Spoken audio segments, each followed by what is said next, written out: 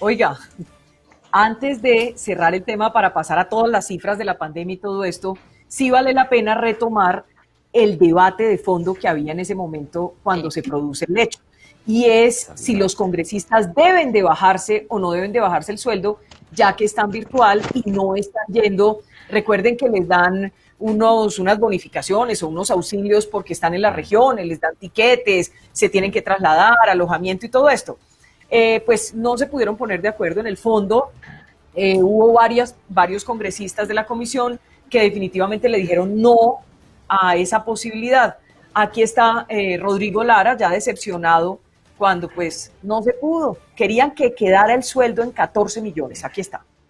Bueno, si en este momento estamos votando un artículo en el proyecto de ley que crea por siempre y para cualquier tema las sesiones virtuales, un artículo que busca que le reduzcan a los congresistas, que les sustraigan de su salario los gastos de representación, que no es un asunto menor, es casi la mitad de todos los ingresos.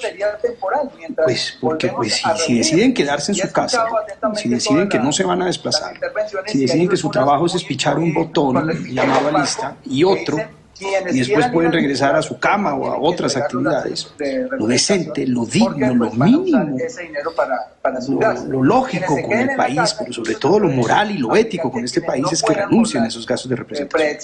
Lo observen, la bancada mayoritaria del gobierno. Se oye como doble ese audio y no se alcanza a entender muy bien lo que dice Rodrigo, pero lo cierto es que él está pidiendo que se bajen el salario, como lo están pidiendo varios. Hagámoslo a manera de sondeo para que pasemos al resto del programa. Juan Carlos, ¿se deben bajar a 14 millones, se deben bajar el sueldo de los congresistas ya que están virtuales? La discusión es válida. Yo creo que sí se pueden reducir todo lo que tenga que ver con viáticos y eventualmente se puede hablar de por lo menos una tributación en relación a los salarios. En resumen, sí se pueden bajar un poco. Sí se deben bajar. Lucho, ¿se deben bajar o no se deben bajar el salario? Claro que se deben bajar. Claro, es que no tiene sentido, pero bueno, cuando hablemos de reforma política, más que bajar salarios, es cómo llegan al Congreso. Suponga que ahorren 10 millones de pesos de los 32. 10 millones por 12, 120, por 4, 480 en los 4 años. ¿Y cuánto le costó ya llegar a la campaña? 1.000 por barato. ¿De dónde sacan los otros 600 o 500? Es ahí donde viene cuánto necesitan para llegar y cuánto necesitan para después cancelar las deudas, o por contratos, o por puestos, o por lo que sea.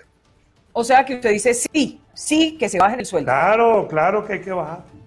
Comparto Federico, que se bajen el sueldo. Rodrigo Lara.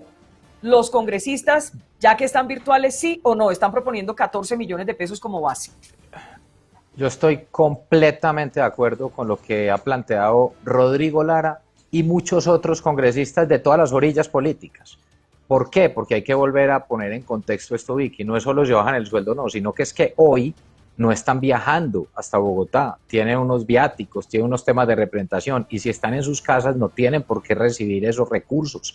Es lo lógico, es sentido común. Lo lógico es que no recibieran esos recursos. Completamente de acuerdo con el reclamo de Rodrigo Lara y creo que debió haber pasado y es un muy mal mensaje que deja el Congreso. Seguimos con el sondeo para pasar y ya ver el panorama más amplio del tema de la pandemia. Déjeme, Matador. Bueno, si a un obrero que gana el salario mínimo, muchas empresas le bajaron el sueldo. Vean estos congresistas que están desde la casa, que no están viajando. No, yo estoy completamente de acuerdo que les bajen el sueldo. Pues es que son muy descarados. ¿Qué dice María Andrea? Que sí, por solidaridad, porque hay que tener, por lo que me uno a las... Hoy estoy muy de acuerdo con Matador. Qué mal.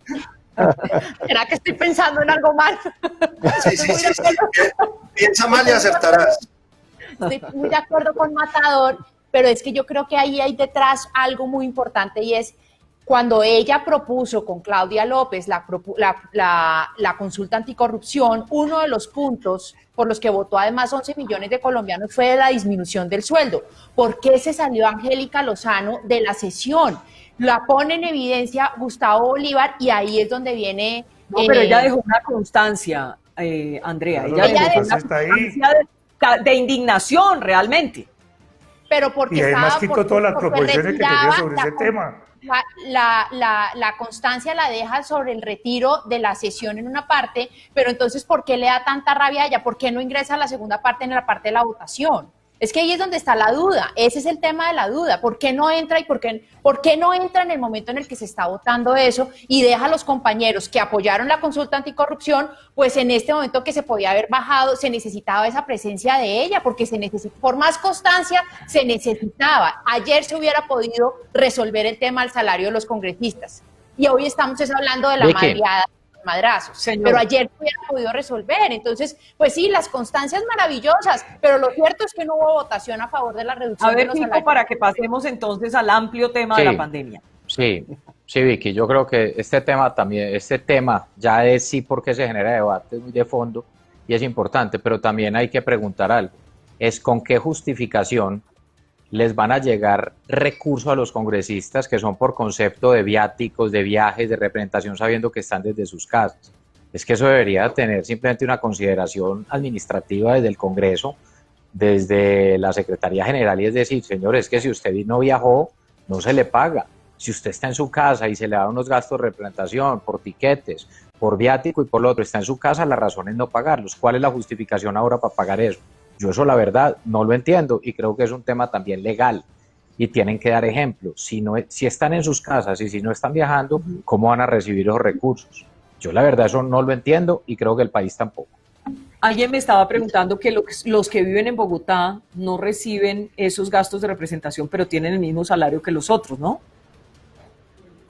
¿Todos? Así es, pero estos gastos de representación, como dice Fico, que me parece válido los argumentos, es que algunos tienen pago de arriendo por un año, por los 4 años, y en ese sentido esa plata se podría quitar de los gastos de representación. Esa no, el resto sí, me parece absolutamente válido. Sí, lo que tenga lógica, Lucho, como vos decís, así es.